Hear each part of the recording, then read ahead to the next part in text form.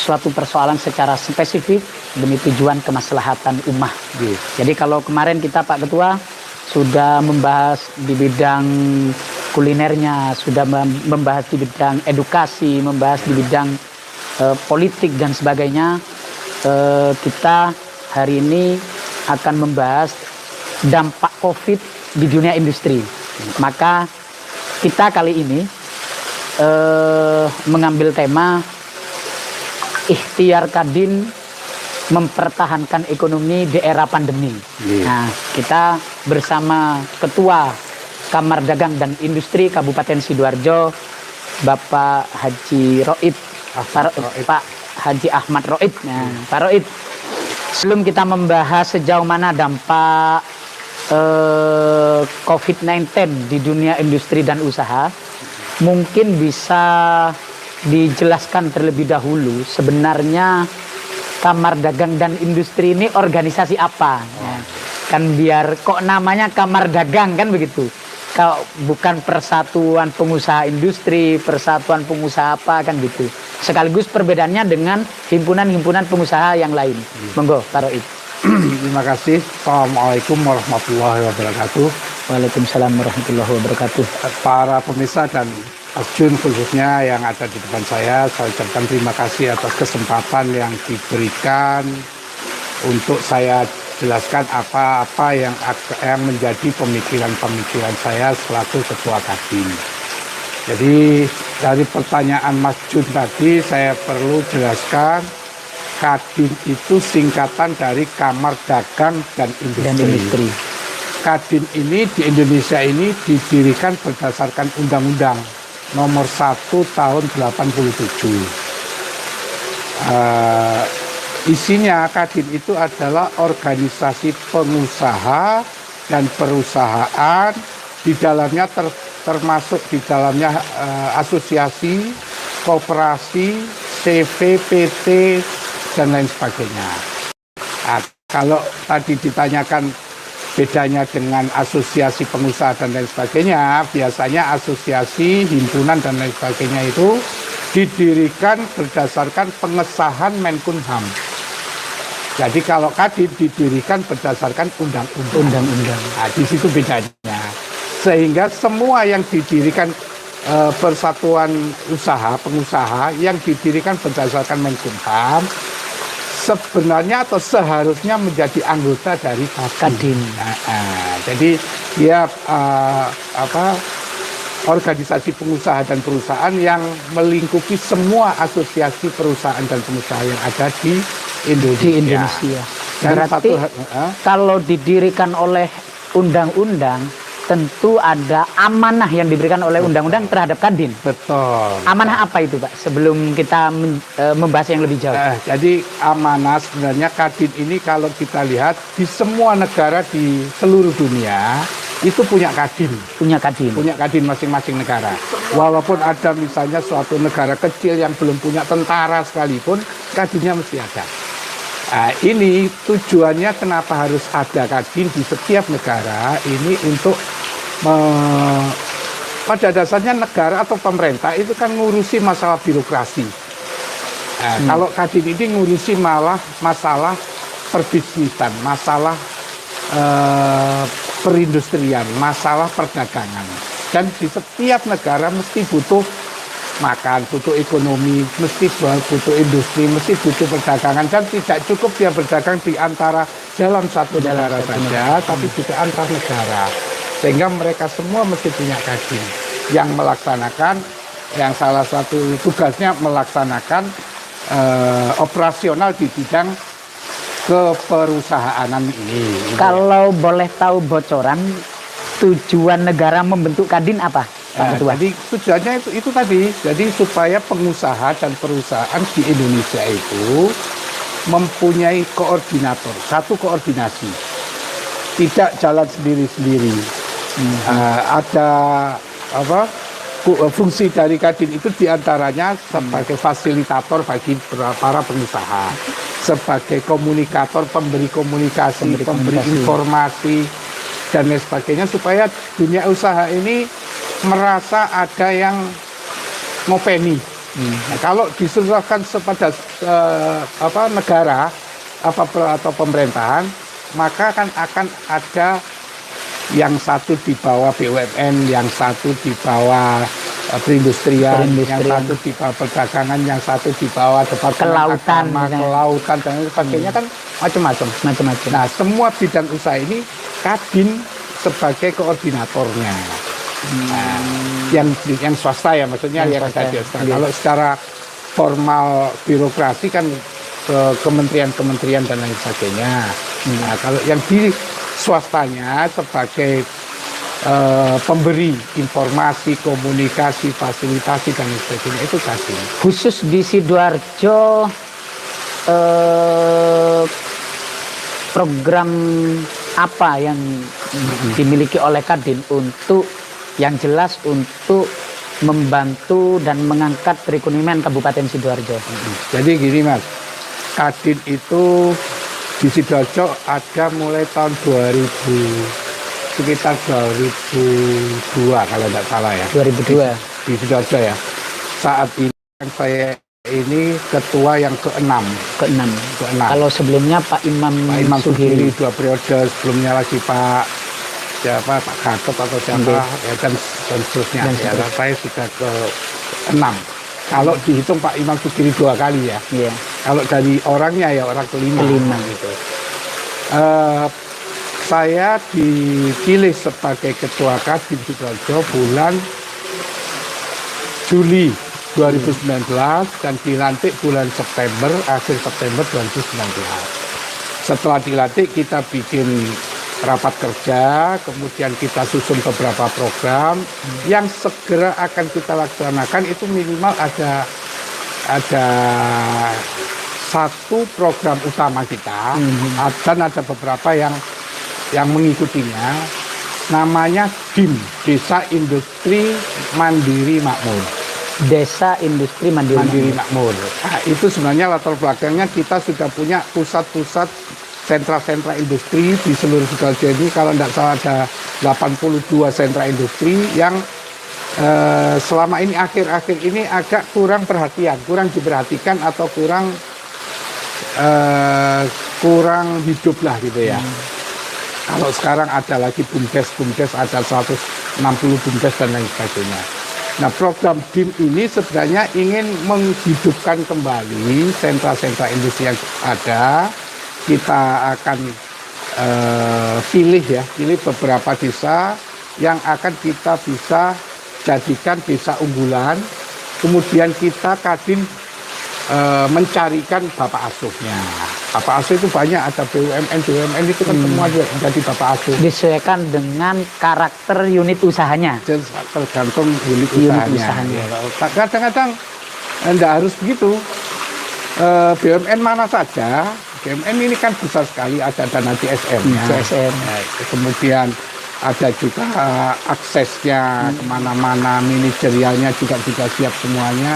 Bahkan ada BUMN yang tidak ada hubungannya pun bisa menjadi bapak asuh dari sebuah desa. Sampai ambil contoh di mana, Nusa Tenggara Timur kalau tidak salah, itu ada satu desa yang memproduksi tikar. Jadi warganya itu semua bikin tikar. Bapak asuhnya ternyata Pegadaian. Ada apa hubungannya? Tidak ada hubungannya. Ya, tidak ada hubungannya. Kecuali kalau misalnya buka kolam renang, warkop dengan BUMN-nya pariwisata atau Pelni, kan nyambung Pak ya. Ini nggak harus begitu. Yang penting menggunakan dana CSR BUMN dan mungkin tenaganya BUMN juga yang mencarikan. Di Sidoarjo dari semua rencana program sedikit ya saja yang sudah berjalan mana? Desa mana, Pak? Ini kemarin kita sudah ini Kadin ini kan tidak mungkin jalan sendiri karena kita punya pemerintah desa PMD dan lain sebagainya kan. Kita komunikasi dan minta bantuan untuk kerjasama dengan Pemda. Saat kita sudah diundang untuk melakukan koordinasi teknis dengan Pemda, ada corona. Jadi program itu sampai hari ini kita saling menunggu. Kadin menunggu kapan ngajak kolaborasi, ya, sementara di Kadin tidak harus diam angka lain. Apa yang dihadapi sekarang di Kabupaten Sidoarjo. Sebelum melangkah usaha-usaha lakukan oleh Kadin agar tidak ada stagnasi kegiatan, efektivitas ekonomi, saya ingin mendengar sebetulnya sejauh mana dampak COVID-19 ini terhadap dunia industri di Kabupaten Sidoarjo. Mendengar kemarin dari salah satu narasumber, kalau ini tetap berlanjut dan tidak ada tren menurun dari COVID-19 ini, diperkirakan dampaknya akan lebih parah secara ekonomi dari krisis 98-99. Apa benar demikian, Pak? Ya, jadi gini, kalau tahun 98 itu beberapa negara besar ya yang berpengaruh terhadap ekonomi nasional Indonesia. Kalau sekarang kan seluruh dunia terpengaruh, menderita gitu ya. Terdampak dari COVID. Khusus di bidang ekonomi, otomatis kalau kita lihat Sidoarjo ada PSBB, ada penghentian pergerakan orang untuk berusaha. Walaupun secara nasional masih diperbolehkan logistik dan lain sebagainya, ini kan sudah sangat terbatas sekali hanya untuk memenuhi kebutuhan pokok. Yang kebutuhan sekunder dan lain sebagainya kan diharuskan stop atau diminta ditunda. Misalnya elektronik, pabrik elektronik, rokok dan lain sebagainya yang tidak ada hubungannya dengan konsumsi langsung. Nah, ini kan pabrik-pabriknya kan diliburkan semua kan gitu. Karena takut saling menularkan penyakit dan lain sebagainya. Itu otomatis kan, apalagi kemarin ada salah satu pabrik yang tidak usah disebut, dites rapid ternyata positif, Pak, ya. Positif 500 karyawannya. 500 karyawan ada 100 berapa yang positif itu. Artinya, lanjut Pak. Artinya dari sisi itu otomatis kan dunia usaha, industri dan perdagangan mau nggak mau harus turun lah, kegiatannya turun. Nah, khusus Sidoarjo itu gini nih. Sidoarjo itu dikenal dengan kota UKM Indonesia. Jumlah UKM kita 210.000 kalau tidak salah ya. 210.000 UMKM. Itu hampir satu desa 1.000 UKM berarti. Kan desanya 300 sekian. Iya. Ya, jadi tiap desa rata-rata seribuan. Itu UMKM itu mikro ya. Mikro yang kecil menengah. Dan menengah ya. Mikro, kecil dan menengah. Mikro itu termasuk jualan bakso, home industri, termasuk pedagang kelontong itu masuk di sana. Termasuk. Semua usaha ini masuk di mikro, kecil dan menengah. Sidoarjo dengan jumlah UMKM yang sedemikian besar, jumlah penduduk Sidoarjo itu kan kalau sebelum COVID ya, di hari-hari kerja biasa, siang itu ada 2,5 juta. Kerian saja. Jumlah penduduk Sidoarjo yang ada di secara keseluruhan. Malam maksud saya secara keseluruhan. Di Kabupaten Sidoarjo itu 2,5 juta. Yang tidur di Sidoarjo maksudnya. Oh, yang tidur di Sidoarjo malam. Kalau siang tinggal 2.300.000 atau 2.200.000. Berarti selebihnya bekerja di luar Sidoarjo. Di luar Sidoarjo. Di Gresik, Mojokerto, Surabaya dan lain sebagainya. Nah, itu jumlah penduduk Sidoarjo. Sebentar, Pak Ketua. Hubungannya dengan efektivitas ekonomi ada ya? Misalnya yang tidur dan siang juga di Sidoarjo sama yang keluar dari Sidoarjo. Ya. Cara menghitungnya bagaimana, Pak?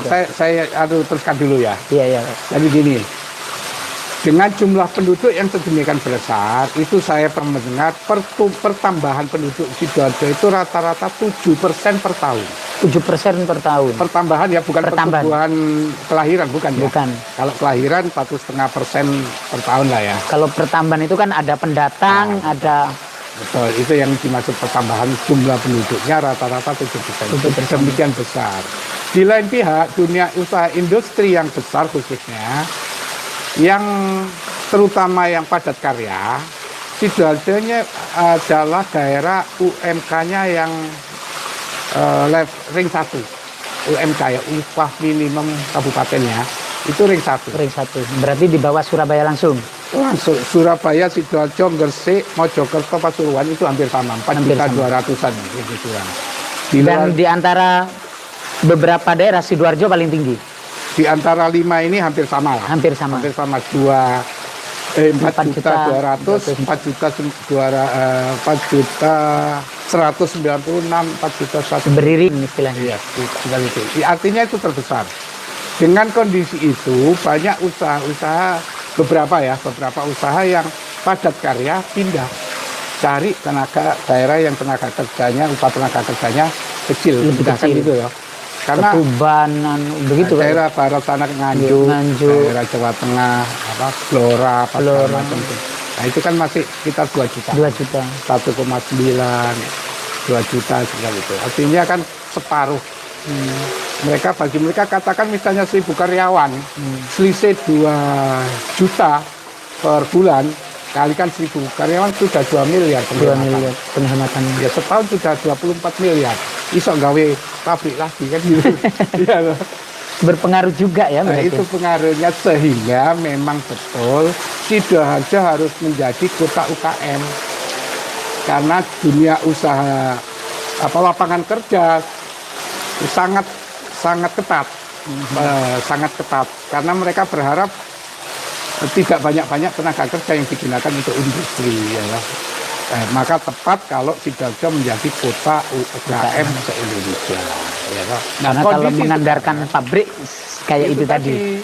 Baik Pak Ketua, hubungan tadi kembali ke hubungan. Ya. Hubungan jumlah penduduk yang tidur sama siangnya di Sidoarjo, artinya melakukan efektivitas dan aktivitas keseharian di Sidoarjo sekian persen sama yang keluar sekian persen itu apa untuk dunia industri?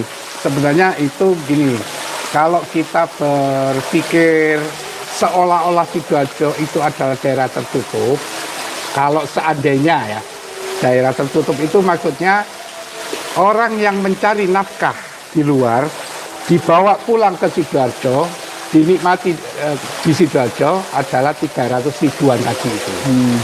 Sisanya adalah orang mencari uangnya di dalam Sidoarjo, dinikmati di Sidoarjo juga. Padahal sebuah kota akan lebih baik kalau seandainya penghasilan dari luar masuk.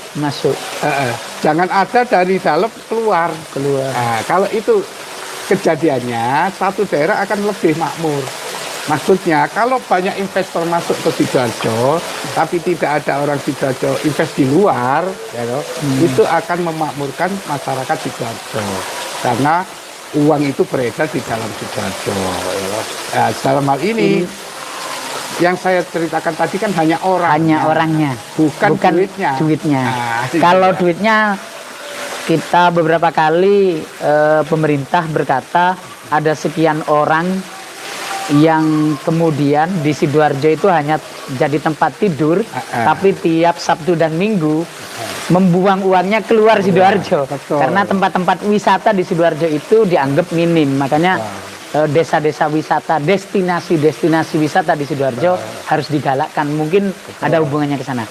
Nggih, Pak, kita sudah hampir seperempat jam, 15 menit kita membahas.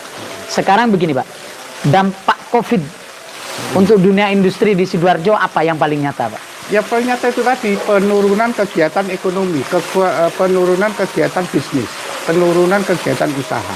Orang yang tadinya omsetnya misalnya sebulan bisa 100 juta, sekarang tinggal mungkin 20 juta, mungkin cuma 10 juta omsetnya. Rata-rata UMKM kita waktu 2 minggu yang lalu itu sudah turun tinggal 30%. Omsetnya. Hari ini saya belum dapat laporan terakhir apakah mereka masih punya 30% atau lebih turun lagi kan itu omsetnya. Secara umum di rata-rata ya. Ini dampak yang sudah pasti sehingga orang mikro yang dulu misalnya jualan bakso sehari bisa hanya untuk makan sehari. Nah sekarang kita tidak bisa lagi. Maka sangat berharap mereka sudah bantuan dari pemerintah, dari pihak luar yang mampu untuk bisa membantu mereka. Kalau berharap dari usaha mereka hampir tidak mungkin saat kondisi sekarang ini. Sangat kecil sekali omset yang mereka bisa peroleh, sehingga untuk kebutuhan sehari-hari makan di rumah pun belum tentu semuanya bisa mencukupi. Gitu. Itu dampak yang paling dahsyat. Yang paling dahsyat. Solusinya bagaimana Pak? Menurut Pak Ketua? Nah, makanya solusinya ini kan memang semua harus bekerja bersama-sama. Khusus Kadin Sidoarjo itu membuat minimal ada dua kegiatan. Yang pertama, kita membuka pasar murah.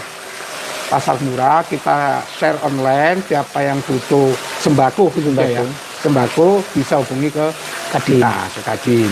Itu kita masih murah. Gula itu kalau di luar misalnya 15.000, 16.000. Di luar 18, 17,5 paling murah. Saya masih jual 14.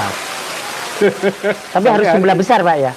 Harus jumlah besar. Minimal satu stak lah. Satu stak itu 50 kilo itu. 14.000 kalau bisa itu ya? Bisa. Sekarang saya punya.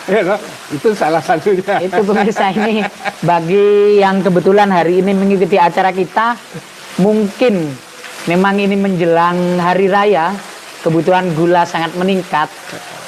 Tapi itu berpengaruh juga Pak. Biasanya kalau warga Sidoarjo itu kan ada istilah tinjo ya. Tinjo itu pergi ke rumah kerabat membawa gula. Tapi hari ini mungkin diperbolehkan atau tidak dengan memperpanjang PSBB ini ya. Ada tadi malam ada rakor memperpanjang PSBB. Hari raya kayaknya tidak ada. Masih nggak ada sepuro-sepuro.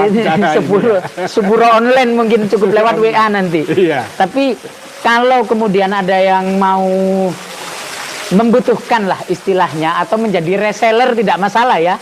Ini gula di Ketua Kadin, mungkin di Kadin, di Sekretariat Kadin harganya masih di bawah 15.000 per kilo. Nah kalau di luar ini kita keluar tadi di pintu kita ini di daerah yang paling murah itu masih 17. Di bawah 17 sudah tidak ada. Yang dijual di jalan-jalan itu gula murah tulisannya 17.518. Iya. Begitu Pak Ketua. Cuma memang dari sisi jumlah terbatas ya. Terbatas. Kita ada itu usaha yang pertama ya. Itu usaha pertama. Usaha yang kedua Pak. Yang kedua kita buka sekarang ini istilahnya ekspor retail. Retail ekspor. Jadi gini, kalau umumnya orang dengar istilah ekspor itu kan minimal harus 1 kontainer. Nah, kalau UMKM disuruh menyediakan barang 1 kontainer, nggak selesai berapa bulan dia harus menyiapkannya itu. Oleh karena itu Kadin membuat salah satu terobosan. Di kondisi semacam ini kita memang harus online kan gitu loh. Yang untuk cara menjualnya. Online di dalam negeri memang semua sudah harus begitu. Setiap UMKM harus melakukan itu. Nah, kita bantu lagi untuk yang di luar negeri. Yang di luar negeri. Nah, di luar negeri itu terutama itu makanan kecil, makanan kering ya, ojo basah nanti jaluk rawon di ekspor kan. Yang makanan kering, kemudian pakaian busana muslim, kerajinan tangan. Nah, yang kayak gitu-gitu masih memungkinkan kita ekspor retail. Nah, retail itu tidak dalam jumlah besar, maksimal 30 kilo lah. Maksimal 30 kilo sekali kirim. Kalau kita diatur. Kalau mungkin ada masyarakat yang tidak paham retail itu dalam bentuk apa misalnya selain sembako? Jadi gini misalnya ada TKI tenaga kerja Indonesia di Cina butuh keripik gayam. Ya, keripik gayam itu kan berapa bungkus? 10 bungkus. 10 bungkus. Bisa dikirim, kita layani, bisa. Jadi ya itu retail namanya. Retail. Di sana kita tidak ekspor kepada importer bukan. Importer di sana bukan. Jadi bukan pengusaha kan. Tapi pemakai langsung. Butuh rokok, butuh pakaian jilbab muslim atau makanan kecil, keripik-keripikan, kerupuk-kerupukan dan lain sebagainya. Nah, itu program kedua yang menjadi terobosan kita di masa yang kondisi untuk menjaga efektivitas ekonomi di kabupaten ini. Supaya mereka tidak betul-betul berhenti gak isok bodolan, gak isok metu, gak isok apa. Bisa kolab betul ekonomi kita kalau itu. Jadi kita itu pun kita juga tidak berarti satu-satunya cara, artinya satu-satunya bisa membantu adalah Kadin. Enggak, itu hanya salah satu ya, yang lain harus juga punya pikiran macam-macam untuk bisa melakukannya. Ayo bareng-bareng rek bantu kan gitu. Nah, yang bisa dilakukan Kadin hanya itu di antara ini. Itu yang dari sisi ekonomi. Kalau dari sisi sosial otomatis kita ada pembagian masker, pembagian sembako itu ada. Itu di sisi sosial. Pembagian itu donaturnya anggota-anggota Kadin mungkin. Anggota-anggota, pengurus-pengurus. Pak Ketua, nyun sewu, ini nyun sewu. Di beberapa daerah lain agar efektivitas industri itu tetap berjalan, kebijakan-kebijakan yang dikeluarkan oleh pemerintah itu disinergikan dengan Kadin. Contoh misalnya, ada salah satu contoh. Ketika dampak COVID-19 ini mewajibkan masyarakat harus pakai masker. Wajib pakai masker. Nah, dan pemerintah menyediakan itu. Anggarannya hampir disesuaikan dengan jumlah penduduknya hampir 8M. Maka di luar Sidoarjo, ini contoh. Saya tidak paham kalau Sidoarjo. Pak Ketua lebih paham mungkin nanti. Ini contoh mawon. Jadi ketika pemerintah harus menyediakan masker sebanyak itu, maka tidak boleh ada lelang walaupun dananya 8M, tidak boleh ada lelang lewat ULP, tapi memanggil para konveksi yang ada di daerah tersebut. Semua penjahit celana, penjahit apa, karena kan sekarang hari raya orang sudah tidak jahit celana, tidak jahit baju, maka menjahit masker ini. Jadi tidak harus bekerja sama dengan perusahaan farmasi, pabrik masker, tapi mengoptimalkan kinerja masyarakat. Nah, termasuk diantaranya pengadaan sembako misalnya, wajib mendahulukan pertanian lokal dan sebagainya. Itu salah satu contoh. Pertanyaan saya begini Pak Ketua, ada tidak misalnya inisiatif dari Kadin untuk bekerja sama dengan pemerintah yang pekerjaannya itu program-program pemerintah namun tetap mempergunakan konco-konco sing melakukan industri di Sidoarjo misalnya, ada apa tidak misalnya? Jadi gini, itu sudah jadi pemikiran awal Kadin.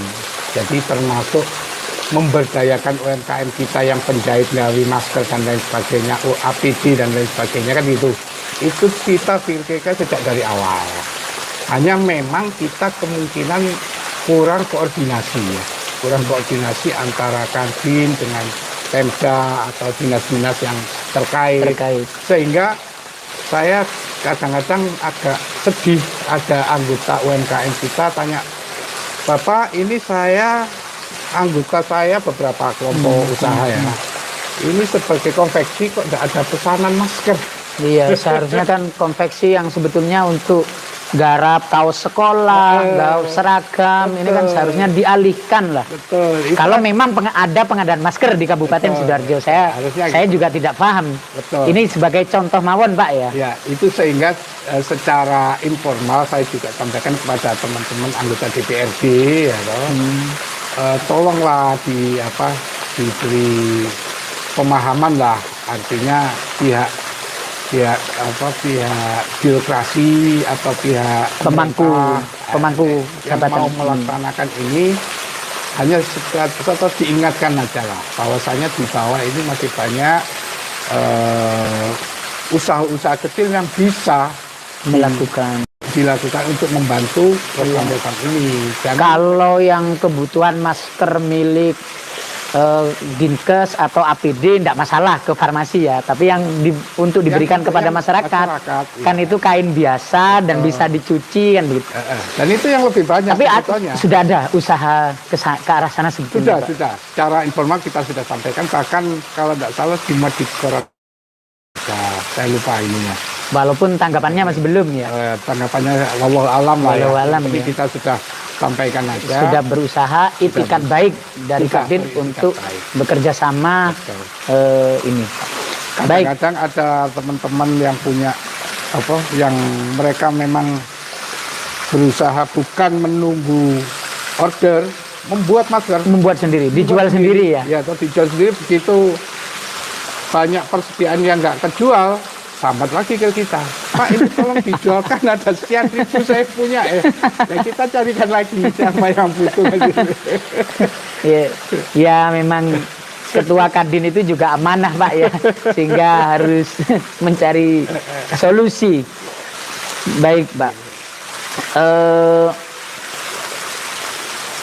menurut Pak Ketua sebenarnya dampak paling berat dari COVID-19 ini di mana Pak? Dampak paling berat yang otomatis ini kan kejadian. Dampak paling berat maksudnya, terberat ya? Terberat ini kan masalah kesehatan. Kesehatan sebenarnya. Ini kan otomatis kesehatan.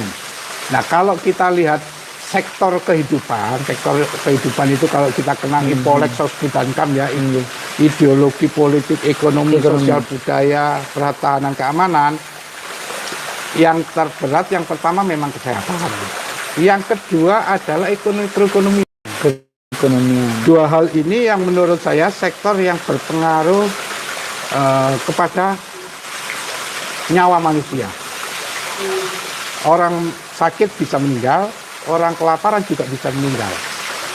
Orang tidak menerima pendidikan masih bisa sehat. Ya, orang tidak olahraga masih bisa sehat. Tapi gak makan dan kena penyakit, urusannya itu ya. Jadi artinya yang terberat itu yang pertama kesehatan, yang kedua memang ekonomi. Karena dua hal ini yang berhubungan dengan nyawa. Dan itu disebut kebutuhan dasar langsung. Kebutuhan dasar langsung manusia. Ya. Kebutuhan dasar langsung. Itu yang terberat. Jadi artinya pengusaha merupakan yang pertama kali terdampak oleh COVID-19 ini. Otomatis. Begitu Pak ya? Otomatis. Ya, yang pertama terdampak ya seluruh masyarakat, siapapun, pengusaha ataupun bukan, tetap terdampak kan itu loh. Terdampak pertama. Yang kedua berikutnya adalah sektor ekonomi pengusaha. Nah, gitu. Nah, kalau dikelompokkan dalam satu kategori atau apa gitu ya pengusaha lah. Agar mereka yang terdampak ini tetap survive, bukan anak buah ya, tapi unit-unit usaha yang berada di bawah naungan Kadin ini agar tetap survive, bisa tetap beraktivitas. Sementara ini selain tadi melakukan yang 3 hal tadi, apa yang dilakukan oleh pemerintah? Otomatis di satu sisi kita berusaha, yang namanya ekonomi atau perusahaan itu kan bagaimana kita memperoleh pendapatan revenue yang besar. Di lain pihak kita harus menekan biaya. Bagaimana biaya supaya ditekan agar keuntungannya besar kan gitu. Karena yang jelas pendapatan menurun. Jadi langkah berikutnya adalah harus menekan biaya. Oleh karena itu kadang-kadang banyak perusahaan yang sudah mem-PHK karyawannya ya mohon disadari itu dalam rangka untuk menekan biaya. Kalau biayanya nggak ditekan tetap tinggi, loss, rugi kan gitu. Nah, supaya tidak terjadi begitu. Kalau rugi semua mati, pengusahanya tutup, karyawannya otomatis jadi korban semuanya. Lebih bagus mereka mem-PHK sebagian lainnya masih dipertahankan supaya masih tetap hidup, perusahaannya hidup. Nanti suatu saat kalau sudah normal kembali, mari bareng-bareng berjalan lagi kan gitu. Baik Pak, tentu memang ini ada dampak negatif sebagaimana yang tadi diutarakan oleh Pak Ketua.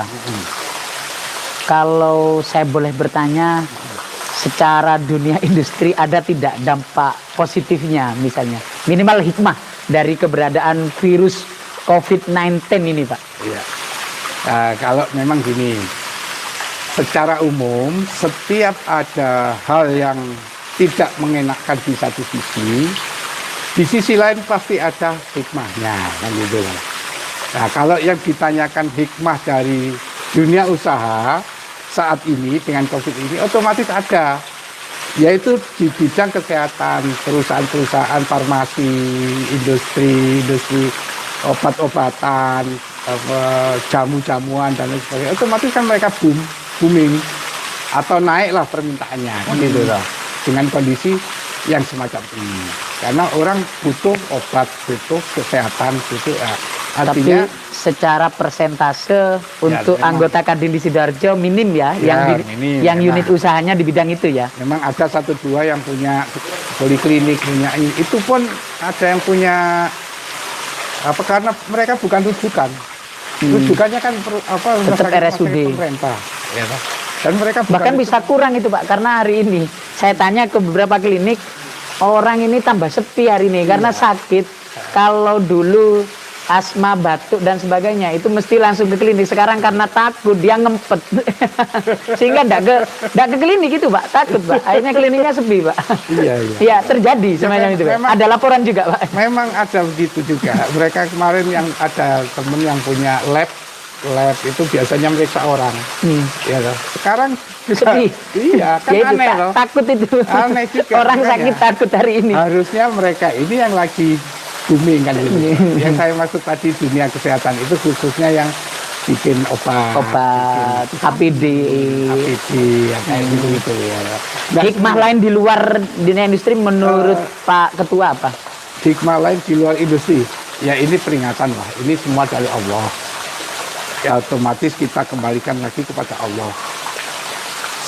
Kalau secara internasional kemarin kita dengar bahwasanya kebocoran ozon sudah mulai tertutup lagi karena industri-industri sudah pada libur ya toh. Masalah lingkungan, masalah udara, polusi dan lain sebagainya turun.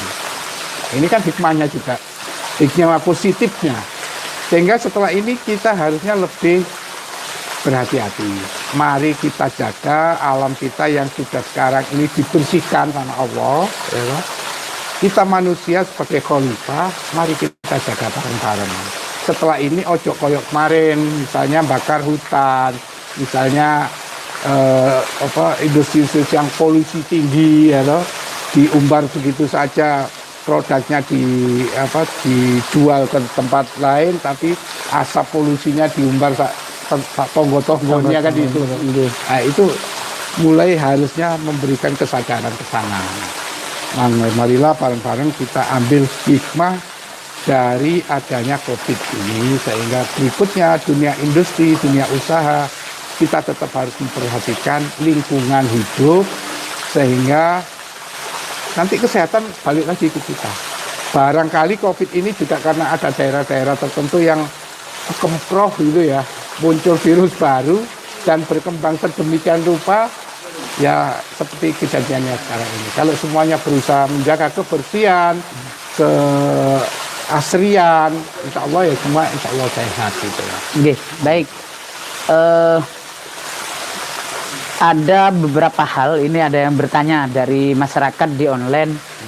Pak, kalau kita tidak bekerja, itu kan kita mau makan apa, kan begitu. Nah, kalau pengusaha kan masih banyak cadangan karena rata-rata kaya. Kalau kita yang satu hari langsung habis itu, kalau tidak bekerja bagaimana? Nah, nanti kita lagi yang disalahkan gitu. Tidak usah mendengarkan ini, tapi ini pertanyaan dari masyarakat. Ada tidak anggota Kadin yang hari ini yang seharusnya dia tidak boleh melakukan efektivitas usahanya, tapi tetap nakal, tetap ayo wis kerjai daripada karena ini mumpung kati rioyo misalnya. Ada tidak yang semacam itu Pak? Jadi gini, kalau secara individual begitu, otomatis kan jangan saya yang suruh nebak kan gitu ya. Karena selain bukan tugas saya juga nanti nggak enak. Oh ada atau tidak ada kan? Atau siapa Kadin kan gitu. Itu tugasku kan gitu. Iya. Itu tugas bidang lain pemerintahan yang harus ngawas gitu. Tapi memang betul. Kondisinya sekarang gini, kita harus berusaha bagaimana periuk kita tetap berasap. Karena kalau jadi pengusaha itu yang dimikirnya sebenarnya bukan dia saja. Ya memang dia pribadi dengan keluarganya aman. Karyawannya. Nah, itu yang penting. Ya itu kan yang penting. Jadi jangan suudon ketika ada pabrik atau home industri masih berjalan, kok gak ngerti ono corona kan begitu. Ini aparat kan terkadang aparat desa yang kecil-kecil ya. Itu si ono corona kok si pancet antri ae pabrike. Ya apa gak ngerti corona kan begitu. Iya kan sampai dilaporkan sampai apa. Jadi pertama tidak semua pabrik harus ditutup, mungkin itu juga unit usaha yang memang dibutuhkan menjelang hari raya, kebutuhan pokok mungkin begitu. Yang kedua juga memikirkan karyawannya. Jadi itu baik.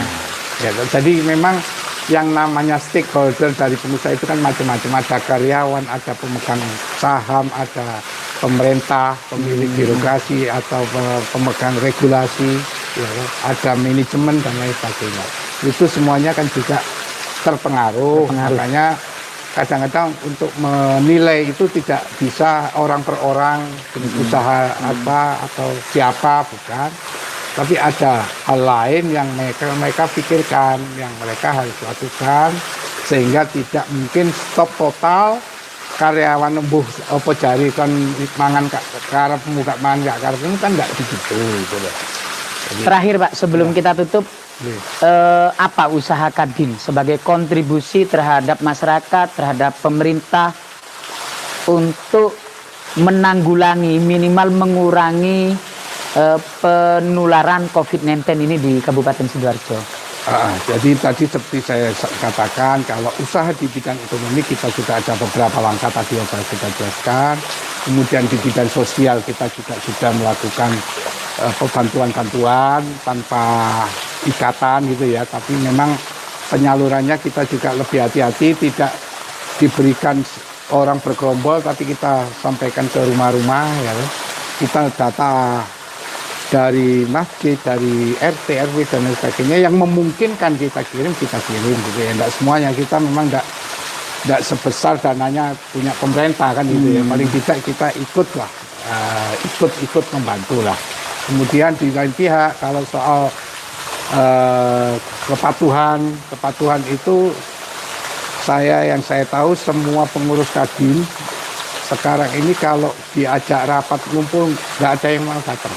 Nah itu bagus, karena saya juga ngetes takjak rapat ini apa enggak. Ternyata nggak hadir Pak? Nggak ada yang hadir, artinya mereka mentaati nggak tahu. Mungkin rapatnya memang hari ini lagi ngetren via online mungkin. Online, Zoom dan lain sebagainya. Itu yang kita hadir ya kalau pakai Zoom ya? Hadir, mereka hadir. Insya Allah mereka aktif tetap, tapi kalau secara ini enggak sulit lah. Terakhir Pak, sebagai closing statement, harapan terhadap pemerintah sebagai Ketua Kadin apa? Oke, jadi khususnya pemerintah Sidoarjo ya, karena saya Ketua Kadin Sidoarjo, jadi gini, kita tahu bahwasanya Sidoarjo sudah bagus dalam artian menyediakan anggaran khusus untuk menanggulangi COVID, dalam artian untuk ekonomi masyarakat bawah kan gitu ya, masyarakat miskin dan sebagainya. Karena mau nggak mau memang dengan kejadian ini banyak orang miskin baru yang tadinya pas-pasan sekarang jadi miskin. Apalagi yang tadinya miskin ya ini super miskin kan gitu ya. Super miskin. Ya. Misdak istilahnya. Kalau istilah teman-teman itu misdak. Misdak ya. Miskin dadakan. Oh, miskin dadakan ya, misdak ya. Jadi sudah bagus ada alokasi anggaran yang diperuntukkan khusus untuk menangani ini. Hanya masalahnya mungkin masalah koordinasi. Kemarin ada laporan koordinasi penyaluran itu kayaknya masing-masing dinas masih sendiri-sendiri, parsial. Ada yang diserahkan itu di jalan katanya. Wah ini kan repot. Di jalan-jalan umum di jalan umum ada, berarti misalnya tidak pakai data berarti. Nah makanya itu menjadi tanda tanya, siapa itu yang bagi itu kan gitu. Mungkin pribadi itu Pak, bukan mungkin dinas. Pribadi atau yang jelas ada itu. Dan itu ya kan menjadi akhirnya orang ini yang dapat di jalan itu sampai di rumah dapat lagi. Sementara yang nggak keluar ya nggak dapat apa-apa dia. Iya kan? Di rumahnya mungkin kalau itu menggunakan dana pemerintah tidak boleh seharusnya. Karena kan boleh. Kalau dana pemerintah harus by name, by address. Ini datanya, ini orangnya. Betul. Kan begitu. Cuma itu tadi balik lagi harus jangan masing-masing dinas. Mau nggak mau harus koordinasi dengan kelurahan RT RW supaya apa tidak ada double data. Mereka kemarin laporan dari teman-teman desa mendamping kita ya. Ini kok gak jelas ini Pak kepala dinas ini baginya, sehingga ada orang warga desa ini nggak ada satu orang nggak dapat sama sekali, orang sebelahnya lagi dapat double, dari dinas ini dapat, dari dinas itu dapat ya. Yang ini nggak dapat sama sekali. Nah, memang kita kan itu yang menyalurkan. Tadi kebetulan saya sebelum kesini kan dialog juga sama kepala dinas sosial ya. Tadi saya juga menyampaikan yang sampai viral di medsos. Ini tonggoku oleh, aku kok gak oleh, tapi alhamdulillah sudah dijawab. Oke, lanjut Pak. Jadi artinya itu yang kita harapkan, agar koordinasi ini menjadi satu pintu lah. Satu pintu bagaimana caranya dana itu lebih bermanfaat. Data boleh dari semua dinas, tapi dikelola dari satu pintu sehingga nggak ada yang gopel, nggak ada yang tidak masuk. Distribusinya. Sebelum didistribusikan, data dikumpulkan dulu. Jangan masing-masing kasih anggaran, ini bagian, buyar. Kalaupun sudah termasuk ini jatahmu, tapi duit tak kumpul di sini. Nah, itu yang satu. Ini jatahnya dinas apa, ini jatahnya dinas apa, sekian, jatahnya dinas apa. Wes dikumpul jatahmu, ini penyalurannya satu pihak. Nah, ini yang harapkan supaya tidak terjadi hal-hal yang misalnya dinas sosial, semua harus melalui dinas sosial, walaupun jatahnya dinas yang lain. Diselindak oleh jatah sekian, dikelola atau diberikan kepada desa misalnya, karena mereka yang bersentuhan langsung dengan masyarakat misalnya. Intinya kita berharap satu pintu untuk penyaluran bantuan supaya tidak terjadi hal-hal yang banyak dikeluhkan, Himbauan kepada anggota Kadin menjelang hari raya bagaimana? Jadi untuk khusus teman-teman anggota Kadin beserta pengurusnya, mohon kita yang pertama taati protokol COVID-19. Ya kan?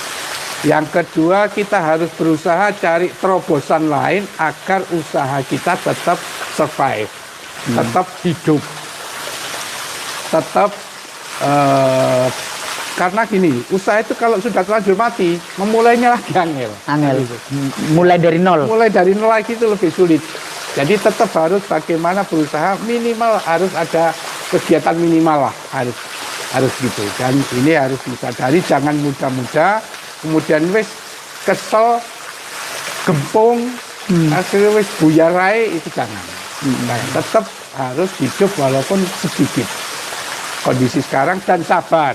Sampai kapan ini selesai, kondisinya begini, ya ditunggu, berdoa, berusaha, ya kan. Kemudian, ini mumpung bulan Ramadan, ya kan, saya juga mengucapkan selamat berpuasa di bulan Ramadan, juga nanti menjelang Idul Fitri.